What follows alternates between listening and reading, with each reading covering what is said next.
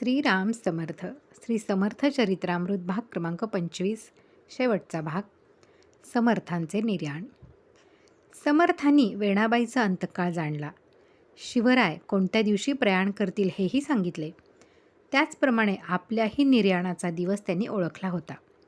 निर्याणाला 6 महिने अवकाश असताना समर्थांनी अन्नपाणी वर्ज केले व फक्त दुग्धाहार चालू ठेवला. आता गडावरून खाली उतरायचं नाही असा निर्धार करून आपला मुक्काम त्यांनी सज्जनगडावर ठेवला. समर्थांच्या शरीरावरील विलक्षण तेजामुळे अक्का व उद्धव यांनी समर्थांचा निर्याण काळ जवळ आला आहे हे ओळखले. थंडी वाऱ्याचा त्रास होऊ नये म्हणून चाफळास चळण्याची त्यांनी समर्थांना विनंती केली. परंतु रामनवमीच्या उत्सवाचे महत्त्व कमी होऊन आपल्या निर्याण दिनाचे महत्त्व जास्त वाढेल म्हणून समर्थांनी त्यास नकार दिला व देवळाच्या ओवरीत ते राहू लागले. शके 1603 कल्याणस्वामी गडावर आले. दासबोधाचा 20वा दशक लिहिला व काही दिवसांनी ते डोम गावास गेले. जाताना समर्थांनी त्यांना मी आज्ञा दिल्याखेरीज गडावर यायचे नाही असे सांगितले. पुढे पुढे समर्थ बोलत नसत. अक्का व उद्धव मात्र वरचेवर चौकशी करण्यास येत असत. समर्थांचा प्रेमळ सहवास आपणास फार दिवस लाभणार नाही हे ते जाणून होते. अक्कांनी एकदा समर्थांना विनंती केली की आपण सेवेच्या कामांची वाटणी करून द्यावी व सर्वांनी कोणाच्या आज्ञेत राहावे ते सांगावे. समर्थांनी सांगितले. सर्व शिष्यांनी अक्कांच्या आज्ञेत राहावे. अक्का म्हणाल्या मी अनधिकारी बाई माणूस आहे. समर्थ म्हणाले मग उद्धवाच्या आज्ञेत सर्वांनी राहावे. त्यावर उद्धव म्हणाले मला हे काम झेपणार नाही. 1-2 दिवस गेल्यावर अक्कांनी पुन्हा तोच विषय काढला. समर्थ म्हणाले आमुची प्रतिज्ञा ऐसी काही न मागावे शिष्यांसी आपणा मागे जगदीशासी भजत जावे. अक्का म्हणाला ते खरं पण श्रींच्या भजन पूजनात तंटे नकोत म्हणून व्यवस्था करावी.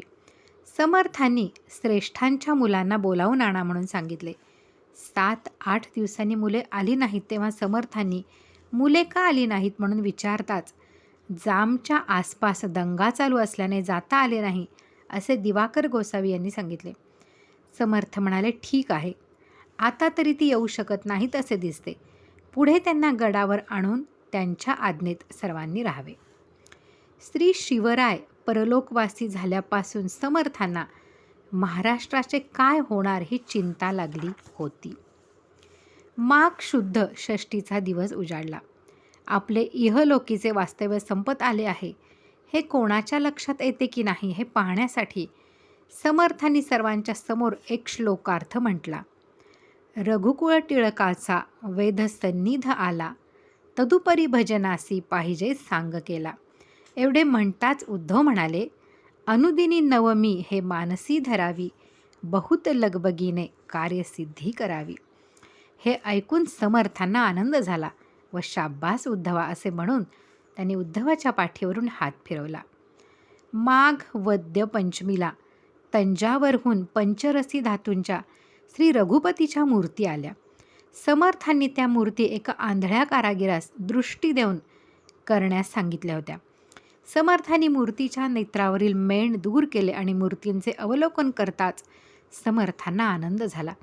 त्याच खोलीत श्री रघुपतीच्या मूर्तीची प्राणप्रतिष्ठा केली व मूर्तीसमोर बसून ध्यान करण्यास सुरुवात केली. समर्थ रामरायास म्हणाले आपल्या आज्ञेनुसार कृष्णातीरी राहून जगदुद्धाराचे कार्य केले. आता इच्छा एवढीच की आमच्या मागे आपणच संप्रदाय वाढवावा. त्यावेळी रामराय म्हणाले आपल्याप्रमाणे जे कोणी पुरश्चरण करतील त्यास प्रत्यक्ष दर्शन देऊन त्याचकडून जगदुद्धार करवीन व त्यांच्या हातून उपासना वाढवीन. तेव्हा समर्थ म्हणाले आमच्यासारखे पुरश्चरण सर्वांच्या हातून होणार नाही. तेव्हा काही सोपा मार्ग सांगावा. श्रीराम हसून म्हणाले जाता येता धंदा करिता जप संख्या मात्र धरता 1-13 कोटीतची पापे जाती जन्मांतरीची गणना होता 13 कोटी साक्षात भेटेल जगज्जेठी न लगे आसनी बैसावे न लगे अन्नही त्याजावे ऐसे ऐकोनिया वचन दास झाला सुख संपन्न. समर्थांच्या सारखे पुरश्चरण केले तर समर्थांच्या सारखेच कार्य समर्थ व श्री रामराय करून घेतील व रामरायाने सवलत दिल्याप्रमाणे जर जप केला तर त्या माणसास समाधान होऊन त्या व्यक्तीचा उद्धार होईल. समर्थांच्या सारखे पुरश्चरण समर्थांनीच करावे. ते साक्षात मारुती अवतार धर्मस्थापनेकरता अवतीर्ण झाले होते. जयास उपासना जैसी तेणे भजावे आपल्या देवासी, ऐसा निदिध्या जालिया नेमेसी साक्षात्कार होय. माघ वद्य नवमीचा दिवस उजाडला. समर्थांनी श्री रामरायाला साष्टांग नमस्कार घातला. दर्शनेच्छू मंडळींना दर्शन दिले. अक्कांनी विनंती केल्यावरून साखर पाणी घेतले व पायात खडावा घालून श्रीरामास सन्मुख ते दिगंबरा अवस्थेत बसले. अक्का उद्धवांनी समर्थांना पलंगावर बसण्याची विनंती केली. समर्थ म्हणाले, आमच्या अंगात शक्ती नाही, आम्हास उचलून ठेवावे. अक्का व उद्धवांनी समर्थांना उचलण्याचा प्रयत्न केला, पण समर्थांना उचलता येईना. आणखी 4-5 जणांनी प्रयत्न केला, पण व्यर्थ. समर्थांनी श्रीरामचरणी दृष्टी लावली. सर्वांना हुंदके अनावर झालेले पाहून समर्थ म्हणाले, आमच्या सहवासात राहिल्याचे हेच का फळ? तेव्हा अक्का म्हणाल्या, महाराज, आता सगुण दर्शन परत मिळणार नाही म्हणून वाईट वाटते. समर्थ म्हणाले, अक्का, पांचभौतिक देह केव्हा तरी पडणारच. तुमची आमची प्रत्यक्ष भेट हीच. आता यापुढे तुम्हाला भेटावेसे वाटू लागले तर नका करू खटपट, पहा माझा ग्रंथ नीट. तेणे सायुज्याची वाट गवसेल की, आत्माराम दासबोध माझे स्वरूप स्वतः सिद्ध, असतान करावा हो खेद भक्तजनी. असे म्हणून समर्थांनी सर्वांचे समाधान केले व 3 वेळा रामनामाचा एवढ्या मोठ्याने गजर केला की तो सर्वत्र दुमदमून राहिला. सर्वत्र शांतता पसरली व समर्थ परधामी लीन झाले. समर्थांच्या मुखातून दिव्य तेज निघून श्री रामरायाच्या मुखात प्रविष्ट झाले. समर्थांनी अवतार पूर्ण केल्याची वार्ता ऐकून गडावरच्या मंडळींचीच काय, पण महाराष्ट्रभरच्या नव्हे, सर्व देशभर पसरलेल्या समर्थ भक्तजनांची काय अवस्था झाली असेल याची कल्पनाच केलेली बरी. समर्थांच्या पार्थिव देहाला अग्निसंस्कार करण्यासाठी सर्व सिद्धता झाली. मठाच्या उत्तरेला एक खड्डा होता. तिथली स्थलशुद्धी करून तिथे बिल्वदल, तुळशीपत्र, चंदन, तुळशीकाष्टे व इतर सुवासिक द्रव्यांनी चिता तयार करून त्यावर समर्थांच्या पार्थिव देहास अग्निसंस्कार केला. 2 दिवसांनी त्या ठिकाणी स्वयंभू वालुकामय समाधी भूपृष्ठावर आली. याच समाधीवर श्री संभाजीराजांनी 2.25 महिन्यात देऊळ बांधून त्यात श्रीरामाची प्राणप्रतिष्ठा केली. समर्थ निजधामी गेले. हे कल्याणांनी अंतर्ज्ञानाने जाणून सक्षौर प्रायश्चित्त घेतले. 10 दिवस अशौच पाळले. त्यावेळी शिष्यांनी विचारले, महाराज, आज क्षौर कशासाठी केले?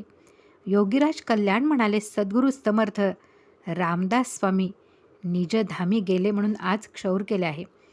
नंतर कल्याण स्वामी गडावर आले. त्यांनी समर्थांच्या सर्व वस्तू पाहिल्या, पण त्यात समर्थ दिसेनात. म्हणून ते तसेच समाधीपाशी आले. समाधीवर मस्तक ठेवून व हंबरडा फोडून माऊली अशी कळवळून मोठ्याने हाक मारून समाधीसमोर हात जोडून ते उभे राहिले.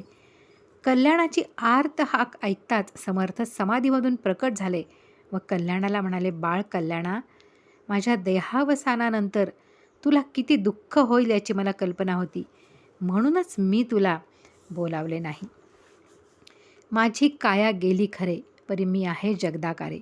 ऐका स्वहित उत्तरे सांगेन ती, नका करू खटपट, पहा माझा ग्रंथ नीट. तेणे सायुज्याची वाट ठाई पडे, राहा देहाच्या विसरे, वर्तू नका वाईट बरे. तेणे मुक्तीची ही द्वारे जोजविती, रामी रामदास म्हणे सदा स्वरूपी अनुसंधान, करा श्री रामाचे ध्यान निरंतर.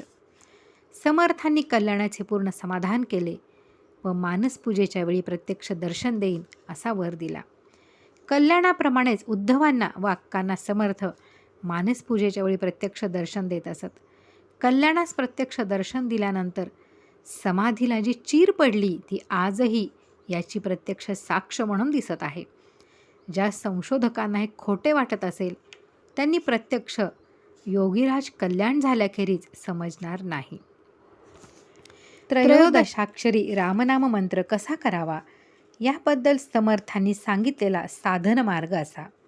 श्रीराम जय राम जय जय राम ऐसा काही एक धरुनी नेम, जप कीजे तेणे आत्माराम जोडेल नेमे. परी कोणासी कळो नेदावा, जप अंतरीच करावा. जैसे कृपणासी धन ठेवा, सापडला एकांती.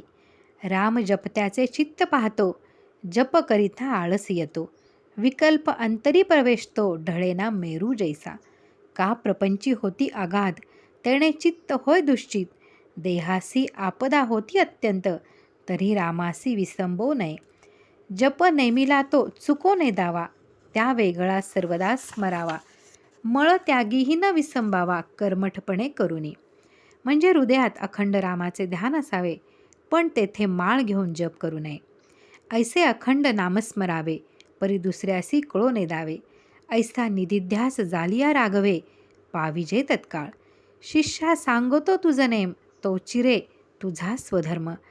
ज्ञातेपणीही माझा राम, विसंबो नका. शब्द ज्ञान उदंड बोलती, परिक्रिया कोणीच न करीती. तैसा तूही गा वित्पत्ती, करू नको. रामनामाची ऐसी प्रौढी, कळी काळाची नरडी मुरडी. यमाचेही दात पाडी, ओस पाडी यमलोक.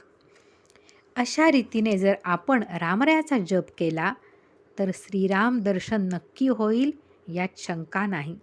एकाग्र चित्ताने घरी जप केला तरी ईश्वर प्राप्ती होईल. अशा रीतीने समर्थांच्या उपदेशाप्रमाणे सर्वांनी वागावे.